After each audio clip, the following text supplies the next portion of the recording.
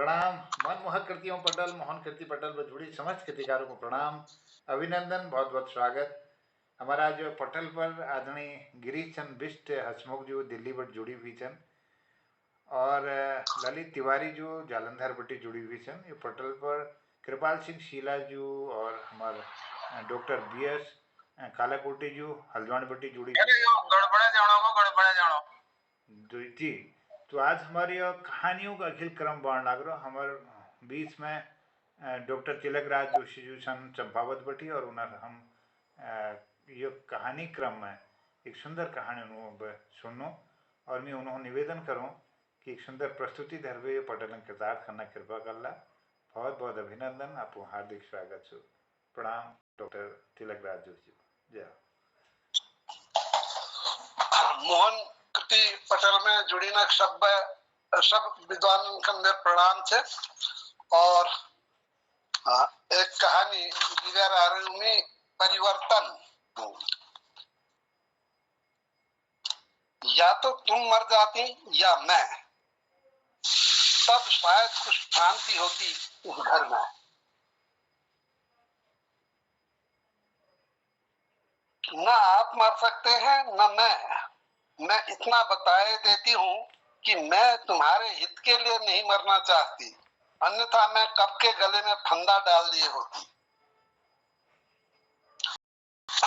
बस करो सुमन, यो मुझे मत बौखलाओ, मुझे पागल मत बना डालो। पागल बनाया नहीं जाता, स्वयं बना जाता है। चटाक से एक कांटा मैंने सुमन के मासूम गालों में धर दिया। ठीक है, कहकर वह निष्ठुर मुद्रा से मेरे कमरे से बाहर चली गई। मैं कुछ परेशान सा हो गया। मैंने सिगरेट सुलगा ली और जोर जोर से कष्ट लेने लगा। कुछ देर बाद सोचा कि मार्केट हुआ हूँ। कोट पैंट पहनकर मैं दबे पांव रसोई की ओर बढ़ा और खिड़की से अंदर को झांका। देखा सुमन रो रही है। उसकी आंखों से अविरल जल धारा बह रही है, जिसे वह तर्जनी से बार बार मिटा रही है, मगर आंसू हैं कि रुकने का नाम नहीं लेते। मैं पुनः अपने कमरे में आ गया और अपने को कुर्सी में फेंक सा दिया। नारी का क्रोध पुरुष के क्रोध को द्विगुणित कर देता है, लेकिन उसके आंसू क्रोधाग्नि को उसी प्रकार शांत कर देते हैं जिस प्रकार जल के छींटे दूध के उफान को। पुरुष नारी अश्रु से विचलित हो उठता है। मुझ पर सुमन के आंसू का असर हो गया। उसकी कमजोरी व असहायता पर मेरे विचार केंद्रीभूत हो गए।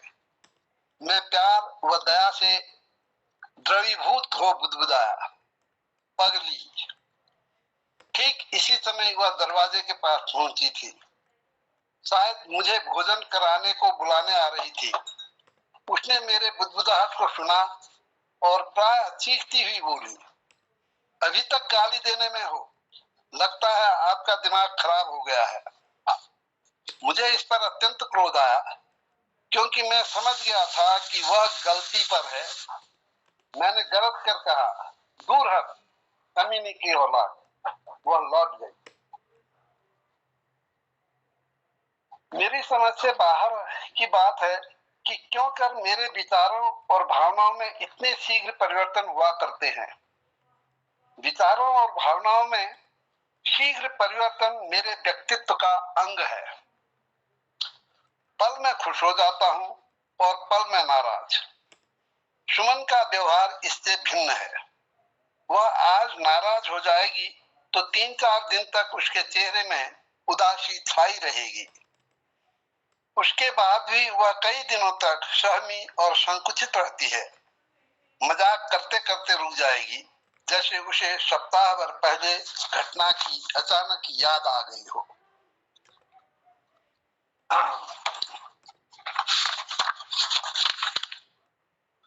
तब मेरे कहो ना रुक क्यों गई का भय मिश्रित आवाज में उत्तर होता है, सुनकर कहीं आप नाराज न हो जाए।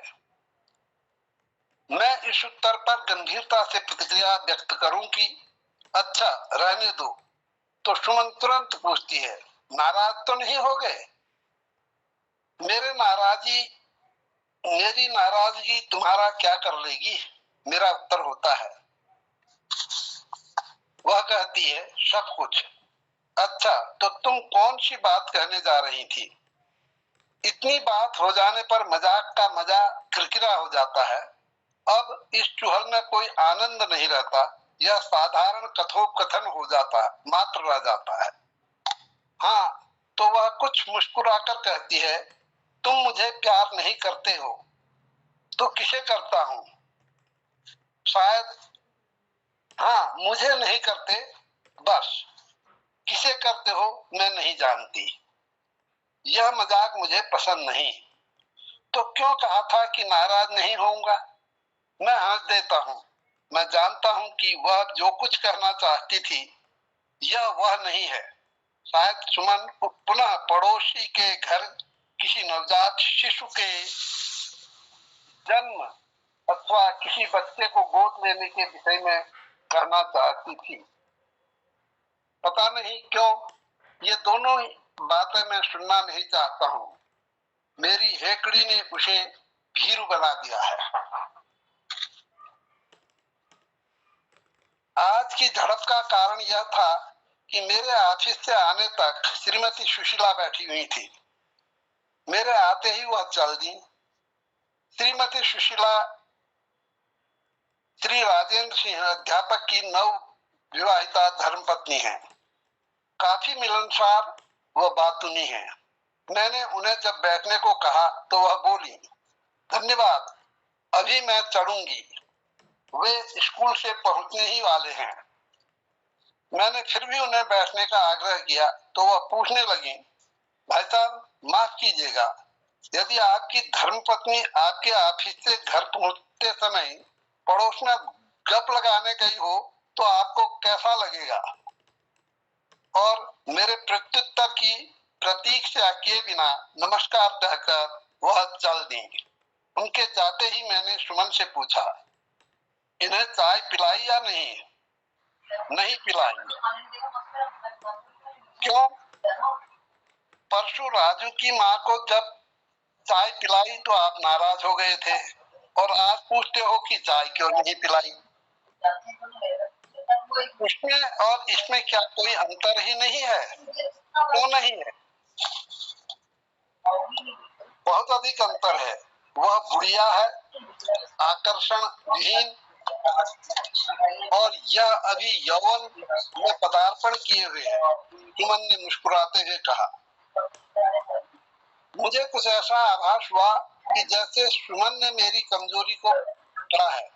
सुमन की गोद में भरने से मेरी रुचि उससे अधिक अन्य महिलाओं में होने लगी थी। मैं स्वयं भी यह महसूस कर रहा था। मैं समझ न सका कि सुमन ने यह व्यंग्योक्ति की थी या सामान्य परिहास। मनुष्य की कमजोरी जब अचानक प्रकट होने लगती है और उसके पास बचाव के लिए कोई दलील या साधन नहीं रहता तो वह उतना ही उत्तेजित हो जाता है जितना कि छेड़ने पर जंगली नागराज।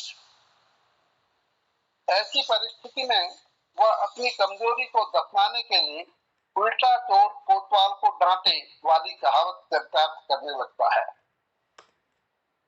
मैंने तुरंत बिना कथन की गंभीरता व परिणाम को सोचे अपनी ओर से तुरंत फेंका, शायद तुम इसलिए राकेश को चाय पिलाती हो और रघु धोबी को नहीं, जबकि राकेश को मैं स्वयं भी बहुत प्यार करता हूँ। मेरे वाक्य पिघले शीशे की तरह उसके कानों में से हृदय तक पहुंचे। उसने एक दीर्घ निश्वास छोड़कर उपयुक्त वाक्य पर अपनी प्रतिक्रिया व्यक्त की। आप मुझे गलत समझे, मैंने कहा, और तुम भी। मुझे मालूम न था कि आपके मन में मेरे प्रति ऐसी धारणा बनेगी। पुनः गहरी सांस लेते हुए और मैं चिल्लाया, पूरा करो। वाक्य वाक्य तो पूरा हो जाएगा, लेकिन क्या करोगे वाक्य के पूरा होने से? अब तक मेरे जीवन का वाक्य पूरा नहीं हो जाता, जब तक मेरे जीवन का वाक्य पूरा नहीं हो जाता। कंपित स्वर में उसने कहा, तुम मुझे बार बार अपने मरने की धमकी न दो। यदि तुम्हें मेरे साथ जीवन नीरस व मुश्किल लगता है तो तुम कहीं जाना चाहो जा सकती हो। काश मैं भी मां बन सकती, तब शायद तुम यह न कहते। सुमन के आंसू छलक आए। इसमें मेरा क्या दोष? मैंने कृत्रिम रुक्षता से कहा। जानती हूँ तुम्हारा दोष नहीं, यह मेरी तकदीर, मेरा अपना दोष है। इसीलिए तो मैं तुम्हें भार स्वरूप हो गई हूँ। आप चाहते हैं कि मैं मर जाऊं या कहीं चली जाऊं, ताकि आपका रास्ता साफ हो और आपको शांति मिले। और मैंने वही प्रत्युत्तर दिया था, या तो तुम मर जाती या मैं। वह शायद कुछ शांति हो, तब शायद कुछ शांति होती इस घर में। स्त्री पुरुष की तुलक झुनक लगी रहती है, लेकिन छोटे बच्चों की तरह वे झगड़े अस्थायी व देश विहीन होते हैं। आज प्रायः 3 वर्ष पूर्व हुए इस तूतू मैमे की याद हो आई है। कारण इस तुनक झुनक के बाद हमारे जीवन में एक महत्वपूर्ण परिवर्तन हुआ। आज सुमन की गोद में एक सुंदर, सुडौल व प्रिय दर्शनी बच्ची खेल रही है, जो 14 माह की है। नाम रखा है स्नेहलता। मुझे मजाक छूटती है, क्यों री किसकी बच्ची है गोद में? मेरी और आपकी। मेरी होती तो पहले पैदा होती, शादी के 7 साल बाद नहीं। तो उसने कहा, हिजड़े हो। अच्छा समझा, यह मेरी बच्ची नहीं, किसी और की कृपा है। चलो हटो। शाम शर्म नहीं आती ऐसा कहते? बड़े वो हो तुम। शर्म? शर्म किस बात की? एक लड़की का पिता बनकर भी शर्म आएगी? लड़की के ही तो बाप हो ना, लड़के के तो नहीं। लड़कियां ही ना होती तो लड़के कहाँ से आते? अब देखती हूँ लड़कियों से बहुत स्नेह होने लगा है। कहीं किसी से प्रेम जाल तो नहीं डाल दिया है किसी ने? यदि डाल दिया हो तो क्या उसे घर लाने दोगी? क्यों नहीं, लेकिन पहले यह देख लेना कि वह बच्चा पैदा कर सकती है या नहीं, अन्यथा उसका भी मेरी तरह ऑपरेशन कर गर्भाशय को इस योग्य बनाना होगा कि वह मां बन सके। बच्चा नहीं हो तो क्या, मुझे सिर्फ, हाँ समझती हूँ, पुरुष शादी का अर्थ मात्र औरत पाना चाहता है। सुमन ने मेरे वाक्य को काटते हुए कहा। इतने में राकेश आता दिखाई दिया। उसकी हाल ही में शादी हुई है। सुमन मुझे चढ़ाने के लिए नयन कटाक्ष करती हुई स्नेहलता को मेरी गोद में डालते हुए बोली, लीजिए अपनी बिटिया को, हम राकेश जी के लिए चाय बना लाते हैं। हाँ याद आया, तुम्हें अपनी प्यारी भाभी श्रीमती सुशीला के लिए निमंत्रण में भी जाना है। मेरे कुछ प्रत्युत्तर की प्रतीक्षा किए। वह जा रही थी कि राकेश दूर से ही चिल्लाया, मेरे आते ही भाभी क्यों भागने लगी? अरे भाई, वह तुम्हें देखकर जाने नहीं चाय बनाने जा रही है, मैंने कहा। अच्छा यह बात है। हाँ भाई, तुम्हारी भाभी ने हमें बहुत तंग कर दिया है। कहती है तुम शादी करो, हमसे नाता तोड़ो। सुमन, जो कि खड़ी होकर सब कुछ सुन रही थी, बोली, पहले लला को बिठला तो दो, फिर करना शिकायत। राकेश, जो अभी तक खड़ा था, बैठते हुए बोला, मुझे आप लोगों के आपसी निश्चल स्नेह पर बहुत खुशी है। मैंने स्नेहलता को, जो मेरी गोद में सो गई थी, सुनते हुए सुमन की ओर इशारा करते हुए कहा, यह सब इसके तथा उसके बदौलत है। क्या तुम भी अपनी धर्मपत्नी को प्यार करते हो? हंसते हुए राकेश ने कहा, इस बच्ची के आने से आप लोगों के व्यवहार में महान परिवर्तन हो चुका है। काश यह बिटिया आप लोगों की गोदी में पहले आ गई होती। तो ये एक कहानी है परिवर्तन। तो इसमें मैंने ये दिखलाने की कोशिश की है कि कभी कभी बच्चा पैदा न होने पर पति पत्नी में कैसे दुराव हो जाता है, लेकिन किसी कारण से उसका बच्चा हो जाए या बच्चा गोद रख ले तो उनके व्यवहार में बहुत ही परिवर्तन आ जाता है। ये मुझे थोड़ा सा, मैंने कहा है आप लोगों से कि मेरी सारी कहानियां अपने परिवेश से कहीं न कहीं से लिया हुआ होता है। कहीं तिल को ताड़ बनाया है तो कहीं ताड़ को थोड़ा सा अपनी भावना रखकर 80% अपना है। ये कहानी पूरी हुई। बहुत सुंदर, सुंदर अभिव्यक्ति, क्या बात है, बहुत सुंदर शब्द संयोजन, और इसमें जो डायलॉग थे वो भी जीवंत लगते हैं, और ये स्वाभाविकता की ओर जाती है। आपकी जो कहानी है वो हमको उस पात्र से मिलाती है, और ये अनुभूति कराती है कि जो मानवीय जो संवेदनाएं होती हैं किस तरह से आ सकती हैं परिवार में। एक बच्चे के आने से कितना परिवर्तन हो जाता है, और बाल विहीन घर में किस तरह का एक वातावरण पसर जाता है। यह आपने इस कहानी में हम सबको इसका ज्ञान कराया। बहुत अभिनंदन, बहुत स्वागत, आपको बधाई सर, बहुत आभार। जय। बहुत आनंदित तिलकदास जी, बहुत बहुत आनंद। परिवर्तन आपने बहुत शानदार प्रस्तुति दी है, दिल खुश हो गया। बहुत बहुत धन्यवाद। दातों को प्रोत्साहित करते हैं तो मैं और उत्साहित हो जाता हूँ। बहुत बढ़िया, बहुत बढ़िया। समय तो है, ये कहानी और अगर आप कृपा करें तो ये कहानी और सुनाइएगा सर। आपका माइक ऑफ है। कहानी है तो सही, छोटी है, बहुत छोटी है कहानी। स्वागत। तो ये तो बहुत छोटी कहानी होगी, सुना रहा हूं मैं। तो इस कहानी का नाम है कोढ़ी।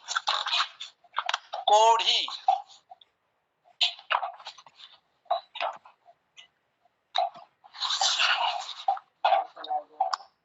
मेरी आवाज सुना?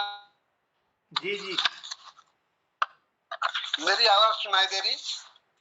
जी आ रही है, आवाज आ रही है आपकी, बहुत अच्छी आवाज आ रही है। अच्छा, तो कोढ़ी एक कहानी है, तो सुनिएगा। बाबूजी एक पैसा। कोढ़ से गलित ठूंठ के हाथ को आगे बढ़ाते हुए उसने कहा। मैंने घृणा से मुंह फेर दिया। भगवान आपका भला करे, आपको लंबी उम्र मिले। बाबूजी, आपको हमारी उम्र लग जाए। उसकी दुआ भी मैंने गाली समझते हुए कहा। उसकी दुआ को मैंने गाली समझते हुए कहा, चल हट, कहां से आ जाते हैं कमीने। बाबू, आपका भला हो। वह मुड़ गया, बाबू आपका भला हो कहते हुए। मैंने चैन की सांस ली, सोचा पल्ला छूटा। मैंने पिच से एक और थूक दिया उसकी घृणित अवस्था पर। हाथ लकड़ी के ठूंठ की तरह बिना उंगलियों के थे और उंगलियां रहित जोड़ों से सफेद पीप चू रहा था। चेहरे में जले हुए से लाल लाल दाग। पैरों को चीथड़े से लपेटकर और भी विभिन्न बनाया था। सोच सोचकर मेरा मन शहर जाता है। मैंने उस ईश्वर को गाली दी जिसने इन प्राणियों की रचना की। आकर्षण के साथ दया का होना स्वाभाविक भी नहीं तो असंभव है, पर विकर्षण अथवा घृणा के साथ दया का होना असंभव भी नहीं तो आश्चर्य है। मुझे अपनी इस स्थिति पर बड़ा आश्चर्य हो रहा था। मैं कभी गाली दे रहा था, कि कमीने ने मूड ऑफ कर दिया तो कभी सोच रहा था कितना कठिन है इनका जीवन, तिल तिल कर मरते हैं। क्या संसार में कोई और प्राणी इतना कठिन जीवन जीते होंगे? मैं बुदबुदाया, कोई नहीं। मैं ज्यों-ज्यों कुछ न सोचना चाह रहा था, त्यों-त्यों अधिक अधिक विचार प्रवाह मेरे मस्तिष्क में आने लगे।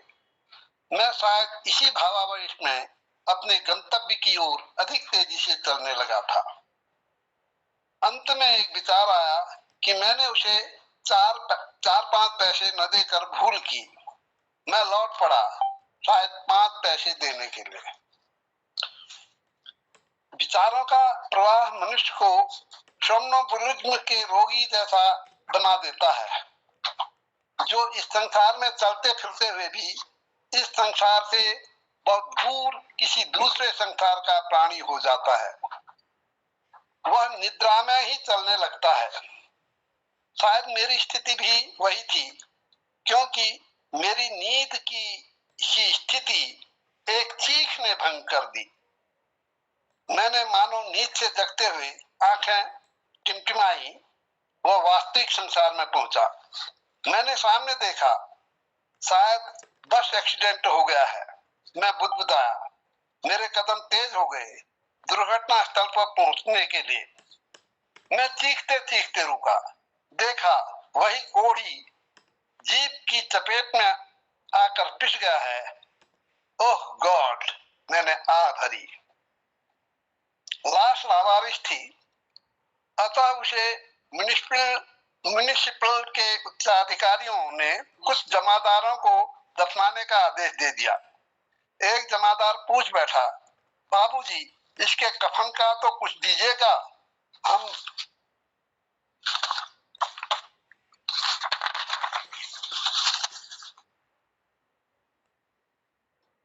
उसका वाक्य पूरा होने से पहले ही मैंने कहा, सुनो भाई, लो ये रुपए इसके कफन के लिए। मुझे लोगों ने बड़े आश्चर्य, प्रेम व गर्व से देखा व धन्यवाद दिया और मैं चुपचाप लौट पड़ा। अपने को धिक्कारते हुए, अपने प्रति घृणा से मेरा मन चिहर उठा। मेरे अंदर की मानवता तड़प उठी, जिसे मैं जीवित होते स्थिति में 10 पैसे न दे सका, उसे मरने के बाद कफन के पैसे दे आया। ये है कोढ़ी। तो ये कहानी कैसी लगी पता नहीं। मैं बहुत सुंदर, बहुत प्रेरणादायक है, बहुत प्रेरणादायक से, बहुत ही, मैं अब क्या कहूँ आपको, एक बहुत बड़ा पाठ आपने सारी जनता के सामने रखा है, पाठ पढ़ाया है। बहुत बहुत धन्यवाद। बहुत आभार। बहुत बढ़िया। इसमें जो मनोविज्ञान है, जो आदमी की स्थिति है, सोचने पर क्या सोच देता है आदमी ना, उसको कब उसके अंदर ये उद्गार पैदा हो जाते हैं और सब कुछ करने के लिए तैयार हो जाता है और पल भर में वो पूरे सब चीज़ों को नकार देता है ना। ऐसी स्थिति में मनुष्य पहुंच जाता है ना। तो ये बहुत ही गंभीर, चिंतनीय और मानवीय दृष्टिकोण को पैदा करने वाली कहानी आपने प्रस्तुत की। बहुत अच्छा लगा, बहुत अच्छा, स्वागत। बहुत आभार आपका। आपका माइक ऑफ है सर।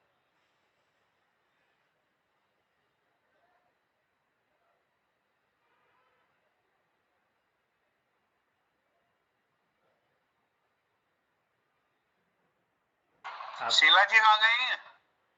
हाँ, आपका माइक ऑफ है डॉक्टर साहब। हाँ, नहीं, शीला आ गई। शीला जी, हाँ शीला जी, वो जो थे कहानी कहने वाले हैं। शीला, हाँ, मेरी तो कहानी पूरी हो ही गई अब। लगभग मैंने सारी सुना दी है आप सबको। दूसरे साहब थे वो उधर विकेशन से शीला जी कहानी। हाँ,